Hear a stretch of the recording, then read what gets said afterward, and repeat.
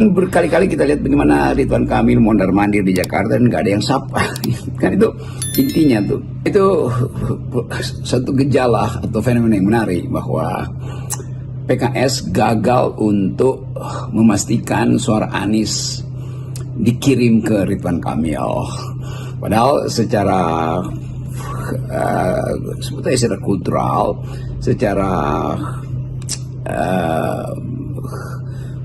pengkondisian, Anies dimaksudkan untuk ikut mendukung Ridwan Kamil. Tapi ternyata PDIP atau Pramono Anung dan Rano Karno lebih diminati oleh Anies ketimbang PKS. Jadi kita mau lihat itu sebetulnya apa yang menyebabkan Anies pada akhirnya memberi kepastian bahwa suara dia itu atau yang disebut anak-anak abah ini akan mampir ke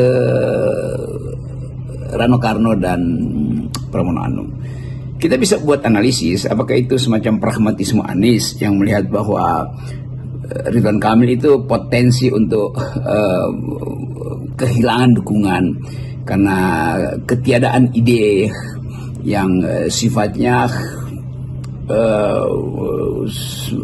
menarik, ide yang sifatnya captivated itu. Kan berkali-kali kita lihat bagaimana Ridwan Kamil mondar-mandir di Jakarta dan nggak ada yang sapa. Kan itu intinya tuh.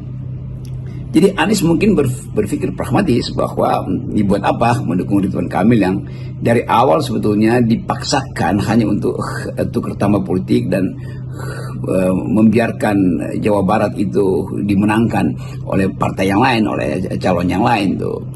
Atau karena memang ada ambisi Ridwan Kamil untuk masuk ke Jakarta supaya gampang lompat ke 2009. Jadi kelihatannya pikiran-pikiran semacam ini yang sedang diedarkan untuk dianalisis oleh para komentator. Tapi saya tetap menganggap bahwa potensi Anies untuk dihidupkan kembali kartunya hanya mungkin terjadi kalau ada partai yang secara inklusif memasukkan Anies ke dalam wilayah yang lebih sekuler. Kira-kira itu tuh. Ini saya mulai dengan istilah yang mungkin kontroversial. Anies selama ini dikesankan hanya diasuh oleh kalangan Muslim politics, kira-kira begitu. Dan Anies tentu tahu bahwa ya, itu tidak cukup untuk jadi pemimpin nasional. Jadi Anies memberi sinyal bahwa dia bisa juga atau menyelenggarakan politiknya bukan secara eksklusif tetapi secara inklusif. Dan PDIP tentu adalah partai yang lebih inklusif untuk tidak menyebut sekuler bagi Anies tuh. Jadi kelihatannya Anies punya perencanaan baru untuk mulai masuk ke dalam wilayah yang tidak sempit itu dan tidak sempit secara ideologis. Nah ini sebetulnya yang menarik bahwa Ridwan Kamil juga ada di dalam wilayah itu tadinya.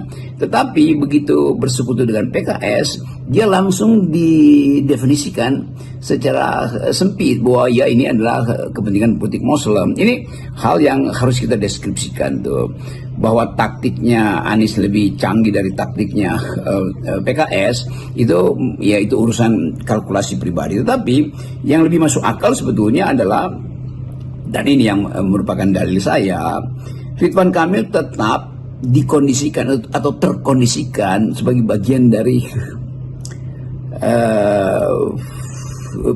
kepentingan Presiden Jokowi, kan itu dasarnya kan.